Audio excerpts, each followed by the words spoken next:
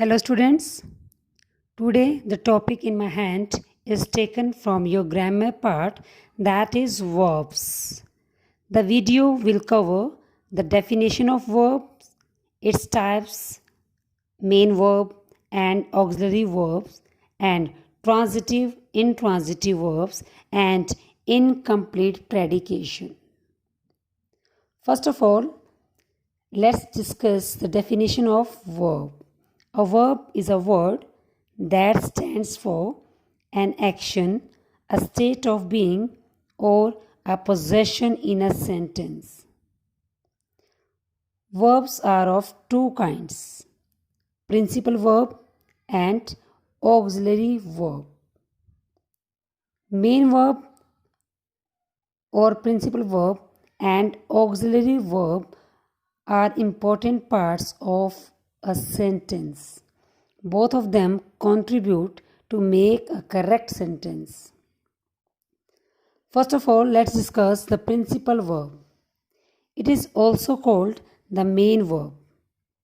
This term refers to the important verb in the sentence, the one that typically shows the action or state of being of the subject. Main verb can stand alone or they can be used with a helping verb. Principal verb means the main verb. एक sentence में main verb alone means बिल्कुल अकेले भी आ सकती है और किसी helping verb के साथ भी आ सकती है. Second is auxiliary verb. It is a verb that adds functional or grammatical meaning to the clause in which it appears. Auxiliary verbs usually accompany a main verb to form their mood or tense, etc. Means auxiliary verbs are also called the helping verbs. जो एक sentence में helping verb की तरह use होती हैं, that are called auxiliary verbs. Now some common auxiliary verbs are all forms of be. For example, is, am, are, was, were. Next is all forms of have, like has, have, had, and the all forms of do, like do, does, and did. Modals. Now next is modals are also work like auxiliary verb in a sentence. Modals are can, could, may, might, shall, should, will, would, need, dare, used to, etc. Now, principal verb can further be divided into two categories. First is transitive verb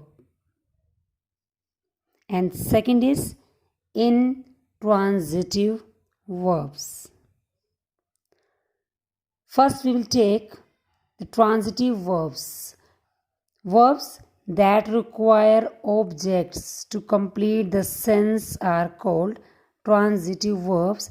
ऐसी verbs जो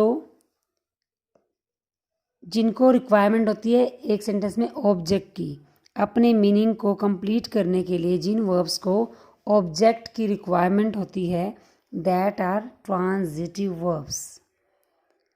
how? He invited mister Gupta. The first example we are taking is he invited mister Gupta.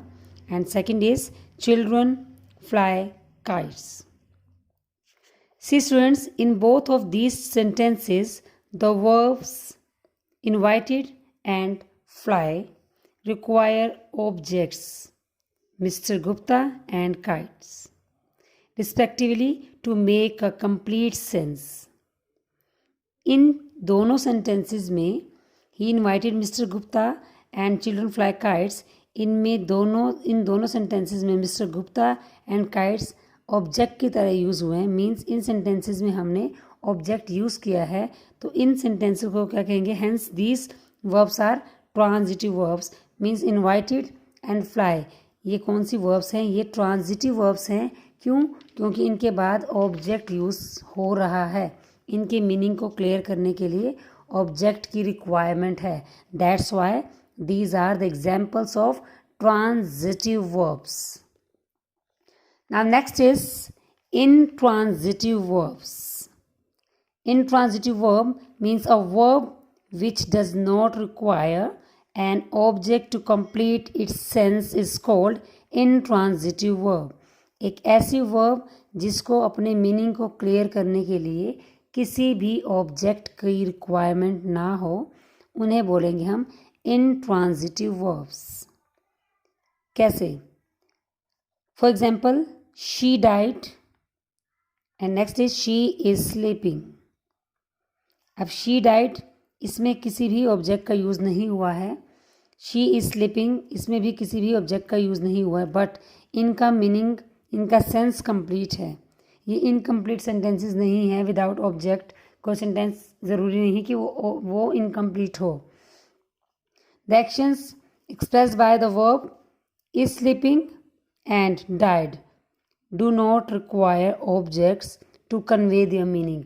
In verbs को किसी object की requirement नहीं है अपने meaning को complete करने के लिए. तो ये एग्जाम्पल हैं intransitive verbs के. Now next term is verbs of incomplete predication that is given in your book. एक थर्ड टर्म दी गई है आपके बुक में, that is incomplete predication. अब इसको समझेंगे कि incomplete predication, what is the meaning of incomplete predication? The verbs like be. What are the forms of be? Like is, am, are, was, were, will be, shall be. These are the forms of be. And the verbs like appear, seem, look. These are the examples of, these are the verbs that are called incomplete verbs. ये ऐसी verbs हैं जिनको हम बिना object के use नहीं कर सकते. अगर एक सेंटेंस में इन वर्ब्स को यूज़ किया जाता है तो इनके सेंस को कंप्लीट करने के लिए ऑब्जेक्ट्स की रिक्वायरमेंट होती है. अब आपने यहाँ कंफ्यूज नहीं होना कि ट्रांजिटिव वर्ब में हमें ऑब्जेक्ट की रिक्वायरमेंट थी वर्ब्स की सेंस को कंप्लीट करने के लिए. इन ट्रांजिटिव वर्ब में हमें ऑब्जेक्ट्स की रिक्वायरमेंट नहीं थी. तो ये तीसरा टर्म कहाँ से आया जिसमें है इनकम्प्लीट प्रेडिकेशन. तो dear students, remember one thing, इसमें ऐसा नहीं है कि ये कुछ ऐसी वर्ब्स हैं. आप जैसे आप इनट्रांजिटिव वर्ब्स कर रहे हैं तो उसमें बहुत सी वर्ब ऐसे हैं जिनको ऑब्जेक्ट की रिक्वायरमेंट नहीं है अपने सेंस को कंप्लीट करने के लिए, अपनी मीनिंग को कंप्लीट करने के लिए. बट ये कुछ ऐसे वर्ब्स हैं जो बिना ऑब्जेक्ट के हम नहीं लिख सकते, ये इनकम्प्लीट माने जाते हैं. अगर आपको कहा जाए दिस इज़, तो हम दिस इज़ को ऐसे नहीं छोड़ सकते, हमें आगे कोई ना कोई ऑब्जेक्ट लिखना पड़ेगा. ठीक है, तो इसको अगर हम ये लिखें दे अपेयर, अब दे अपेयर को हम ऐसे ही नहीं रख सकते, हमें आगे एक ऑब्जेक्ट कुछ लिखना पड़ेगा इसकी सेंस को कंप्लीट करने के लिए. So these are called incomplete predication. They require some other word or words to complete the predication. Predicate को complete करने के लिए किसी एक word की या एक से ज़्यादा words की requirement होती है. Such words are called verbs of incomplete predication, और इनको incomplete predication भी बोलते हैं और इनको incomplete verbs भी बोला जाता है. For example, it looks beautiful. The first example is it looks beautiful. Next is the sky appears cloudy.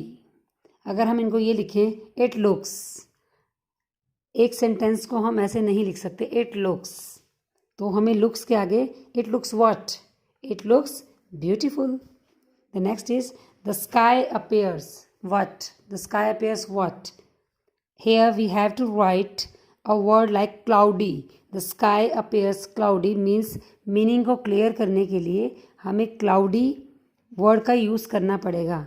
तो इस तरह से जब कुछ ऐसे जो आपको बताए is am are was were, be की फॉर्म्स अपेयर सीम लुक, ये कुछ ऐसे वर्ब्स हैं जो इनकम्प्लीट माने जाते हैं जब तक कि इनके मीनिंग को क्लियर करने के लिए हम एक वर्ड या एक से ज़्यादा वर्ड्स ना लिखें. In these sentences, like it looks beautiful, The sky appears. In these sentences, the words beautiful and cloudy are not objects but are complements to the verbs. इनको ऑब्जेक्ट नहीं कह सकते कि ये ऑब्जेक्ट हैं. अब क्लाउडी और ब्यूटीफुल ऑब्जेक्ट्स नहीं हैं, इनको हम ऑब्जेक्ट्स नहीं मानेंगे. बट ये क्या है? The complements to the verbs they follow. ये सिर्फ इन वर्ब्स को कंप्लीट कर रही हैं. इन वर्ड्स के बिना ये वर्ब्स इनकम्प्लीट हैं, तो इसलिए इन्हें कॉम्प्लीमेंट माना जाएगा. इन वर्ब्स का ऑब्जेक्ट नहीं कह सकते हम. ब्यूटीफुल ऑब्जेक्ट नहीं है, क्लाउडी ऑब्जेक्ट नहीं है, लेकिन ये इन वर्ब्स का कॉम्प्लीमेंट है. And without these complements the verbs in this sentences are incomplete. इनके बिना, इन कॉम्प्लीमेंट्स के बिना ये वर्ब्स इनकम्प्लीट है. हम इट लुक्स नहीं लिख सकते, हमें साथ में एक वर्ड लिखना पड़ेगा इसको कंप्लीट करने के लिए. It appears, we can't write it appears, we have to write a word or more than one word to complete the meaning of this sentence. So here we have completed the topic verbs. I hope you understood the topic very well. Thank you, students.